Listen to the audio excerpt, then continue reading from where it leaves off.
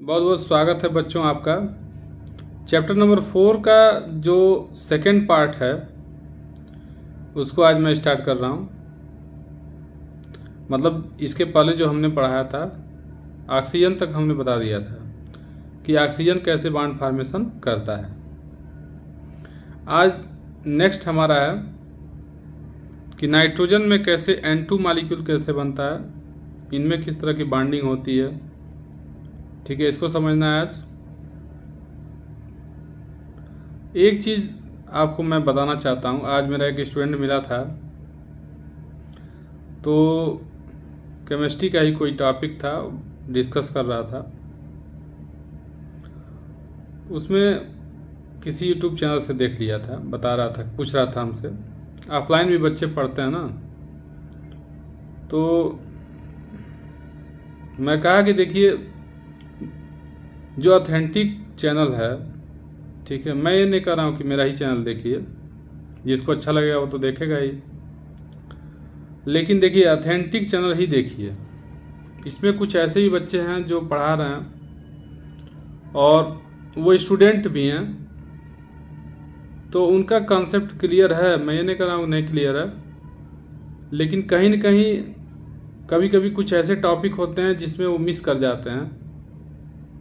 और ये जो समय है क्लास 10th 11th 12th का, किसी भी बच्चे के अंदर जो कॉन्सेप्ट एक बार बन गया है, ठीक है, वो हमेशा रहता है।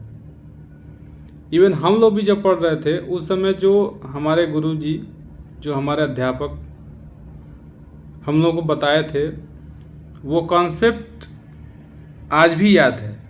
या उस समय जो हमसे गलतियां हो गई थी, कुछ हो सकता है कि पढ़ने में या कुछ जानने में मिस्टेक हो गया था, वो मिस्टेक हम लोगों को आज भी याद है कि हमने यहाँ मिस्टेक किया था। तो भरसक कोशिश यही करिए कि ऑथेंटिक बुक पढ़िए, ठीक है, ऑथेंटिक राइटर की एनसीईआरटी पढ़िए। आप जानते हैं कि एनसीईआरटी को एक पैनल लिखता है, ठीक, कोई एक सिंगल राइटर नहीं लिखता है। अगर नहीं जानते हैं जान लीजिए। मैंने एनसीईआरटी को इसीलिए चूज किया है, ठीक है, किसी अलग राइटर का हमने नहीं उठाया कंटेंट। एनसीईआरटी को हमने इसलिए चूज किया है क्योंकि एनसीईआरटी जो होती है वो पूरे भारत में चलती है, और साथ ही साथ इसको कोई एक सिंगल राइटर नहीं लिखता है, ठीक है। इसको बहुत सारे जो प्रोफेसर हैं, जो लेक्चरर हैं, वो मिल करके और एक सहयोग से ये बना हुआ है। कोई भी जो है राइटर जो प्राइवेट वाला है वो इसी को फॉलो करता है। तो एक चीज़ ध्यान रखिए, इस समय जो कॉन्सेप्ट आपके दिमाग में बन जाएगा, ठीक है, वो हमेशा के लिए रहेगा। इसलिए ऑथेंटिक जो चैनल है उसी से पढ़िए, या जो लेक्चरर है कहीं न कहीं वो मेहनत करके उस पोस्ट को प्राप्त किया है, उनसे आप पढ़िए। उनसे कोई अगर दिक्कत है तो पूछ सकते हैं, ठीक है। तो मैं उसको समझाया हूँ कि नहीं, ये नहीं होगा, ठीक है। तो अपना नॉलेज फिर से वो चेक कर लो, जाओ वहाँ पे रिवाइज कर लो जा करके। चलिए अब आगे बढ़ते हैं। तो यहाँ पे देखिए नाइट्रोजन में क्या होता है। नाइट्रोजन एटॉमिक नंबर 7 होता है, के और एल इस कोर्स में इसको डिवाइड कर दीजिए 2 और 5 हो जाएगा। 5 इज द वैलेंसी इलेक्ट्रॉन, ठीक है, number of electrons in the outermost cell of the nitrogen are 5। कितने इलेक्ट्रॉन इसके रिक्वायर हैं,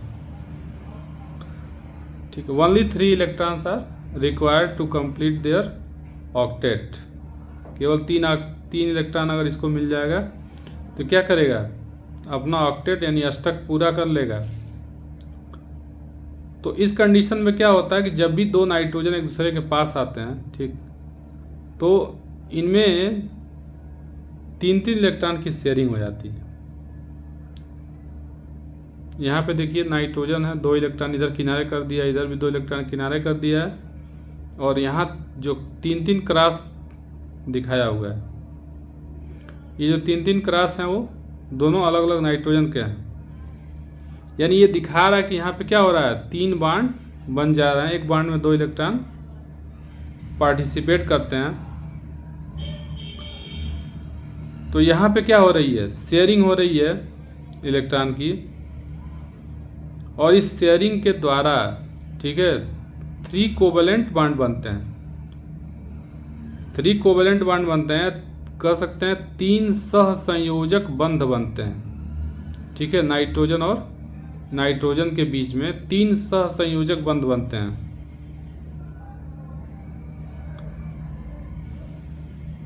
चलिए अब आगे बढ़ते हैं।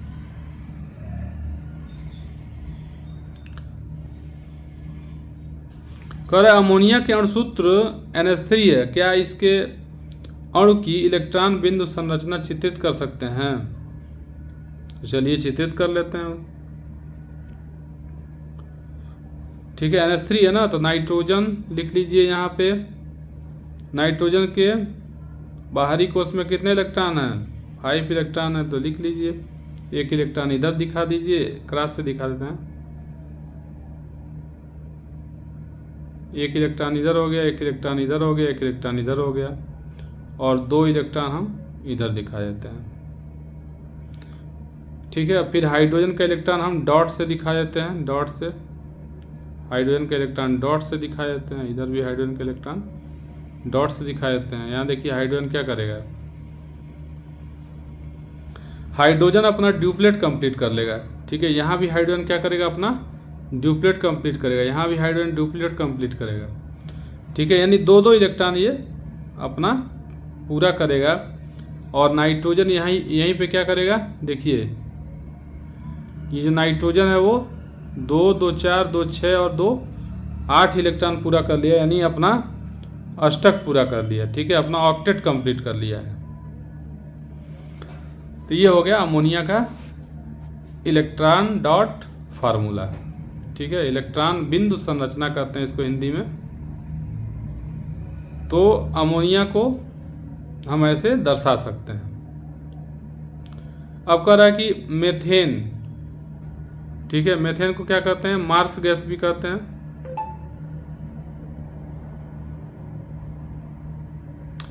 तो मेथेन की संरचना क्या होती है, इसको यहां देखिए बनाकर दिखाया भी है, तो इसको समझ लेते हैं। मेथेन CH4 होता है इसका स्ट्रक्चर। कार्बन सेम वही प्रोसेस, 4 इलेक्ट्रॉन होंगे, 4 वैलेंसी होगा, ठीक है। यहाँ पे देखिए कार्बन के इलेक्ट्रॉन को क्रॉस से दिखाया हुआ है और हाइड्रोजन के इलेक्ट्रॉन को डॉट से दिखाया हुआ है, ताकि दोनों के इलेक्ट्रॉनों में अंतर स्पष्ट हो सके, ठीक है। हाइड्रोजन में 1 इलेक्ट्रॉन यहाँ 1 डॉट हो गया, 1 क्रॉस कार्बन का हो गया। यहाँ भी हाइड्रोजन का 1 डॉट हो गया, 1 क्रॉस हो गया। हाइड्रोजन का 1 डॉट हो गया और कार्बन का 1 क्रॉस हो गया, हाइड्रोजन का डॉट हो गया और कार्बन का क्रॉस हो गया। इस तरह से क्या हो गई, 2-2 इलेक्ट्रॉन की शेयरिंग हुई और कार्बन 4 कोवेलेंट बॉन्ड बना लेगा, ठीक है। यानी कार्बन क्या करेगा, 4 सहसंयोजक बंध का निर्माण करेगा। समझ में आ रहा है, सहसंयोजक बंध बनाएगा, कोवेलेंट बॉन्ड का फॉर्मेशन कर लेगा। तो ये हो गया मेथेन की संरचना।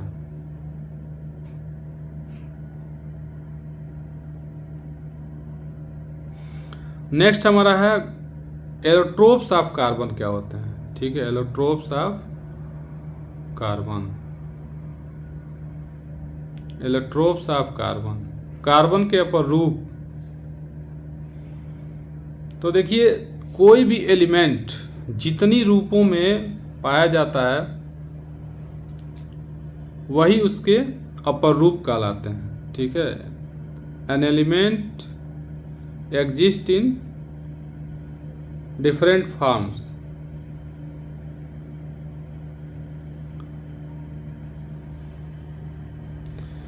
जैसे एग्जाम्पल क्या हो जाएगा, कार्बन के 3 अपर रूप होते हैं, ठीक है। कार्बन के 3 अपर रूप होते हैं।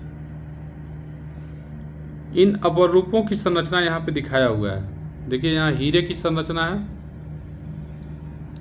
ये हमारा ग्रेफाइट की संरचना है और ये हमारा फुलरेन की संरचना है, ठीक है। बकमिस्टर फुलरेन, इनका नाम जो है वो एक साइंटिस्ट के नाम पे रख दिया है। तो देखिए फुलरेन की जो संरचना होती है वो कैसी होती है, वॉलीबॉल लाइक संरचना होती है, ठीक, बुकी बॉल लाइक संरचना होती है।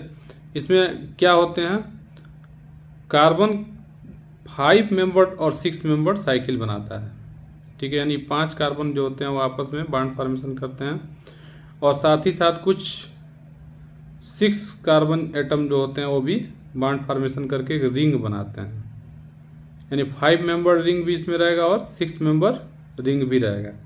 मैं पहले ही बताया था कि इसका जो नाम है, ठीक है, वो किसके नाम पे रखा गया है, साइंटिस्ट के नाम पे रखा गया है, उसका नाम है बकमिस्टर फुलर, ठीक है।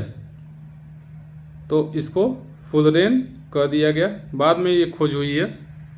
सबसे पहले देखिए जो पहला अपर रूप है जिसके बारे में हमने पहले नहीं चर्चा किया था, क्योंकि इसकी देखिए ये कॉमन चीज़ है, इसके बारे में लगभग सब लोग जानते हैं, ग्रेफाइट है, इसके बारे में भी लोगों को पता है।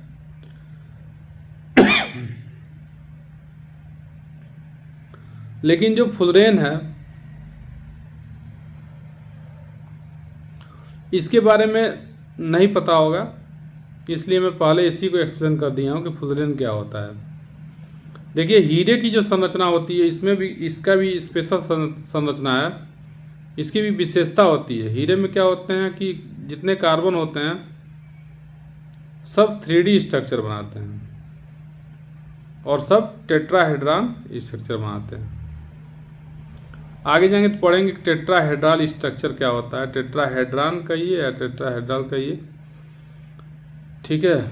और इसमें कार्बन की सभी जो बैलेंसीज हैं वो अच्छे तरीके से संतुष्ट होती हैं और 3 डायमेंशनल स्ट्रक्चर होता है। इलेक्ट्रॉन जो होते हैं वो टाइटली बॉन्डेड होते हैं, इलेक्ट्रॉन क्रिस्टल में नहीं घूम सकते हैं, इसलिए क्या होता है, हीरा जो होता है वो विद्युत का कुचालक होता है। अब बात करते हैं ग्रेफाइट की।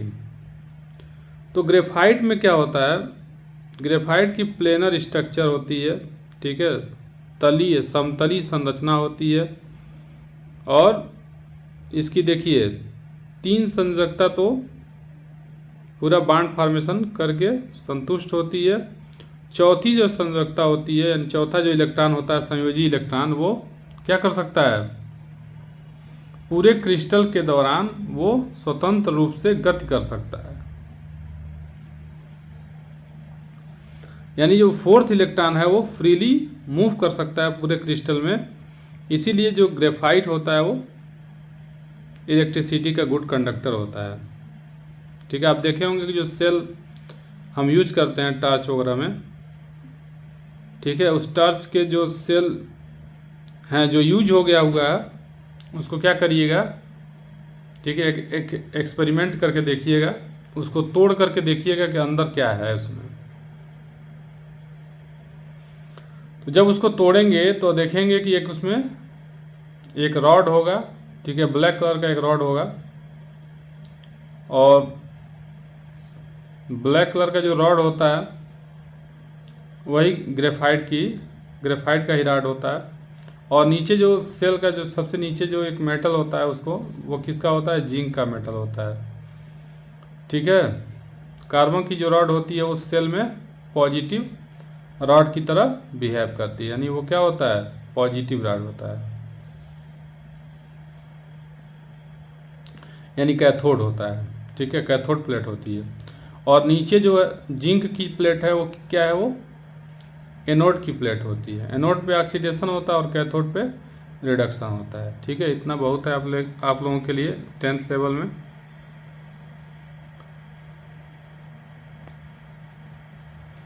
तो यानी क्या है, कार्बन का ही एलोट्रोप्स है, यहाँ पे देखिए दिया भी है, ठीक है, अमेरिकी, ठीक है, एक आर्किटेक्ट थे बकमिस्टर फुलर, ठीक है, फुलर के द्वारा ये दिया गया था, इसलिए इन्हीं के सम्मान में इसको क्या कहते हैं, फुलरेन कहते हैं, ठीक है।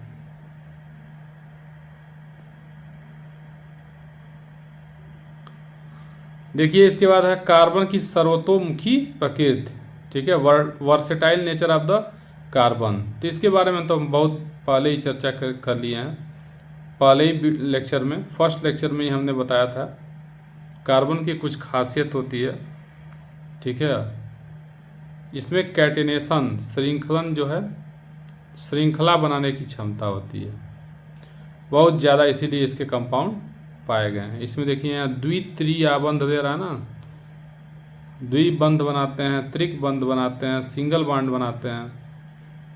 ठीक है, द्विबंध मतलब डबल बॉन्ड हो गया, त्रिबंध मतलब ट्रिपल बॉन्ड हो गया। यानी कार्बन क्या करता है, सब सिंगल बॉन्ड भी बना सकता है, कार्बन डबल बॉन्ड भी बना सकता है, और कार्बन ट्रिपल बॉन्ड भी बना सकता है। ठीक है, कार्बन ट्रिपल बॉन्ड भी बना सकता है, एस्टिलीन में होता है। एथाइन, सभी सिंगल बॉन्ड होंगे, क्या होंगे, एल्केन होंगे, डबल बॉन्ड है एल्कीन है, ट्रिपल बॉन्ड है एल्काइन है, या उसके डेरिवेटिव भी हो सकते हैं। चलिए अब दो चीज़ और बताते हैं, हम स्टेप बाय स्टेप ही चल रहे हैं। ठीक है, एकदम सिंपल लैंग्वेज में आपको बताएंगे, एकदम स्टेप बाय स्टेप बताएंगे। और सबसे बड़ी बात है, देखिए एनसीईआरटी का कोई भी टॉपिक छूटेगा नहीं। अदर कोई भी चैनल है तो उसमें क्या करते हैं लोग, केवल टॉपिक बताते हैं। जैसे मान लो जो बढ़िया से तैयार रहता है या जो बहुत ज़्यादा इंटरेस्टिंग रहता है उसी को बस पढ़ाते हैं, बाकी जो इम्पोर्टेंट जो चीज़ें हैं, ठीक है, इंटरेस्टिंग अगर नहीं है तो उसको छोड़ के चले जाते हैं। इससे क्या होता है कि बच्चों का जो लय है, यानी जो उनके बीच में एक चेन है, वो चेन वहीं ब्रेक हो जाती है और वो लड़का आगे नहीं पढ़ पाता है। तो इसमें ऐसा नहीं होगा, यहाँ पे सारे लेक्चर को हम ले करके चलेंगे। ठीक, एक एक लेक्चर हम